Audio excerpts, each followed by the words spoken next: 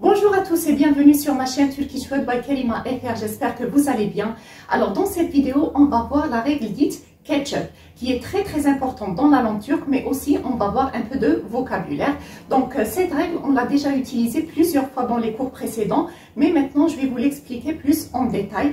Pourquoi elle est dite ketchup? Parce qu'elle concerne les 4 consonnes qui sont les K, T, Ç et P. Maintenant sans plus attendre, on va commencer le cours. Comme je viens de vous l'expliquer, la règle est dite ketchup puisqu'elle concerne les consonnes K, T, Ç et P. Comme vous le voyez, ketchup. Alors, quand un mot se termine par l'une de ces consonnes et qu'on veut rajouter par la suite une voyelle, alors le K devient ou bien G-mou ou bien G. Je vais vous expliquer quand est-ce qu'il devient G-mou et quand est-ce qu'il devient G. Le T devient D. Le Ç devient J. Entendez bien, le Ç devient J. Et le P devient B. Alors vous allez me dire, mais quand est-ce qu'on utilise cette règle? On l'a déjà vu dans les cours précédents, par exemple dans la conjugaison quand on veut rajouter le suffixe de personne, ou bien dans le possessif quand on veut dire mon cahier, par exemple mon livre, ou bien aussi dans l'accusatif. On l'a vu déjà dans le cours sur le meden, maden, sur le après et le avant, quand je vous ai dit bu kitabı. Je vous ai dit que je vais vous expliquer ça par la suite. Et bien, on va voir dans ce cours pourquoi on a mis bu kitabı. Alors, on commence en premier par la consonne K. Alors, on a pris comme exemple le mot bardak et le mot renk. Bardak qui signifie verre et renk qui signifie couleur. Bardak, comme vous le voyez, ça se termine par un K, mais il y a une voyelle avant, qui est le A. Donc, le K ici devient G-mot. Et quand le mot se termine par le K et qu'il n'y a pas de voyelle avant, mais bien une consonne, alors le K devient G. Par exemple, pour bardak, ça devient barda. Ici, on a mis le E. Pourquoi? Parce qu'il y a ici le A. La dernière voyelle du mot est le A. Le A, il correspond à quoi? Dans la deuxième règle de l'harmonie vocalique, il correspond au E. Donc, on a pris le E ici. Donc, ici, vous choisissez la voyelle selon la deuxième règle de l'harmonie vocalique. Donc, bardak, ça devient barda. Renk, quand il n'y a pas de voyelle avant, ça devient rengi. Je répète, rengi. Donc, on a choisi le I. Pourquoi? Parce qu'il y a ici le E. Le E, il correspond au I dans la deuxième règle de l'harmonie vocalique. Donc, on a choisi le I. Donc, ça devient rengi. Donc, quand le mot se termine par un K et qu'il y a une voyelle avant le K devient G-mot. Et quand le mot se termine par un K et qu'il y a une consonne avant, le K devient G. Par exemple, pour le mot çocuk, qui veut dire enfant, çocuk. Comme vous le voyez, le mot s'est terminé par un K, mais il y a une voyelle avant. Donc ici, le K devient le G-mot. Par exemple, benim çocuğum. Donc ça devient le G-mot. Benim çocuğum. On a voulu rajouter une voyelle après le K pour signifier le possessif. Donc, le K est devenu G-mot. Benim çocuğum. On passe maintenant à la deuxième lettre qui est le T. Le T devient D. Il n'y a pas, par exemple, s'il y a une voyelle ou bien une consonne avant le T. Non, dans tous les cas, le T devient D. Par exemple, pour l'exemple, geçit. Geçit qui veut dire passage. C'est un nouveau mot, écrivez-le pour vous en souvenir. Donc, geçit, c'est passage. Donc, quand on veut rajouter une voyelle après, ça devient geçidi.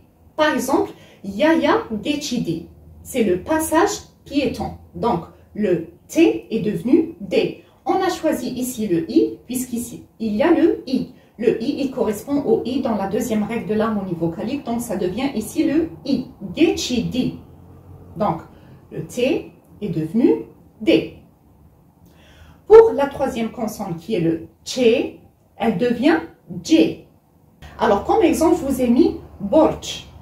Borç qui veut dire des dettes, une dette. Donc, borç, ça devient borcu. Comme vous le voyez, le tché est devenu dj. Et on a choisi ici le ou parce qu'il y a ici le o. Le o, il correspond au ou dans la deuxième règle de l'harmonie vocalique. Donc, ça devient borcu.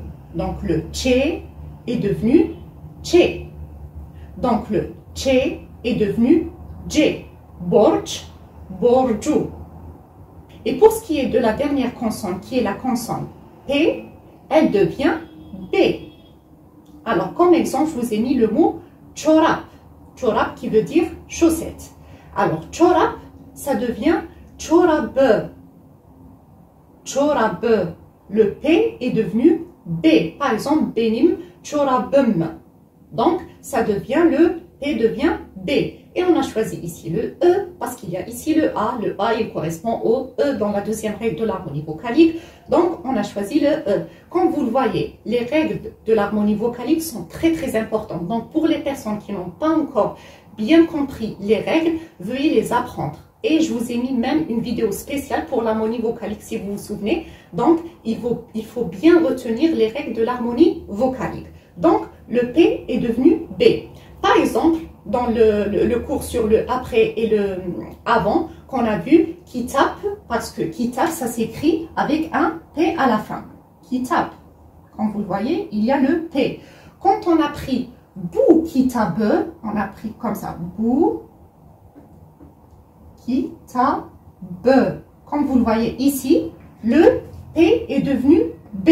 Parce qu'ici, on a utilisé l'accusatif. Le P est devenu B. On a rajouté un E, c'est-à-dire ce livre.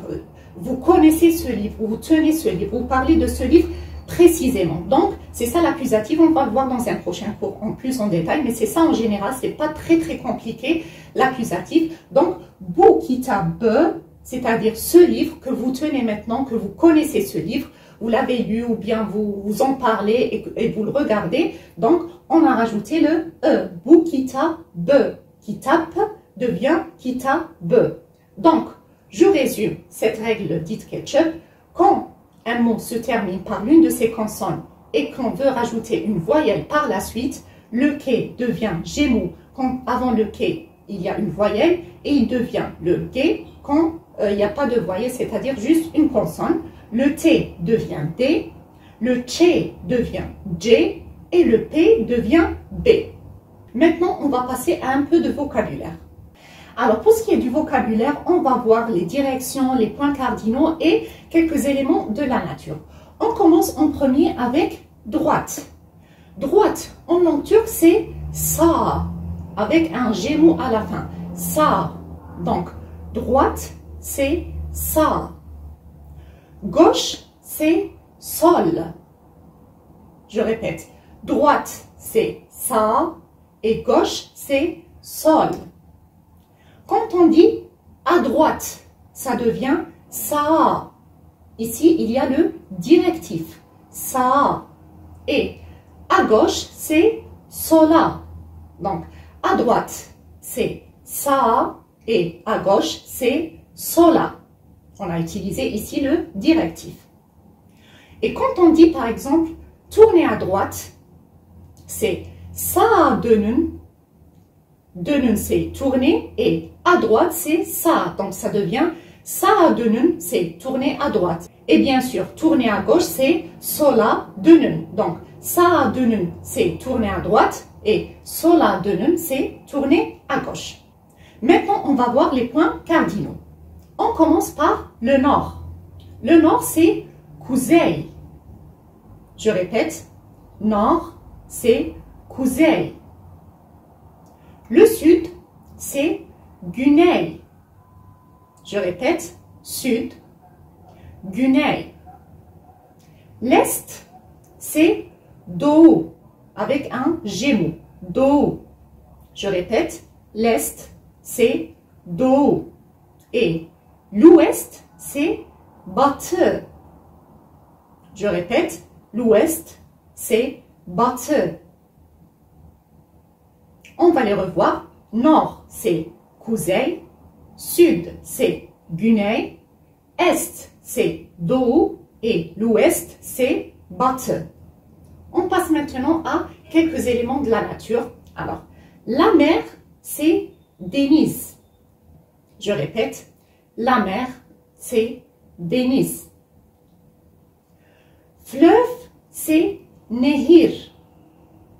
Je répète, fleuve, c'est nehir. Lac, c'est göl. Avec un E, göl. Lac, c'est göl. Désert, c'est çöl. Je répète, désert, c'est çöl.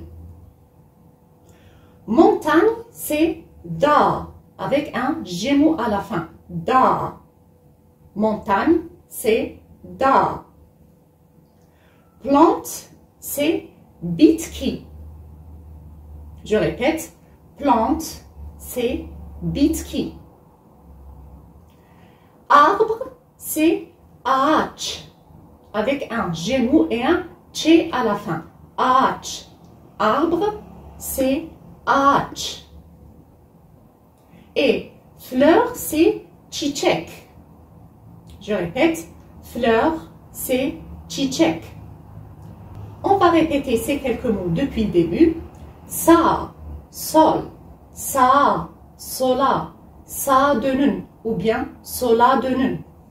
Kuzey, güney, doğu, batı, deniz, nehir, göl, çöl, dağ, bitki, ağaç et çiçek. Alors, cette leçon est terminée. Si vous avez des questions, n'hésitez pas à les poser en bas de la vidéo ou bien sur mon compte Instagram. Moi, je vous donne rendez-vous très bientôt pour une nouvelle vidéo. D'ici là, prenez bien soin de vous les amis. À très bientôt.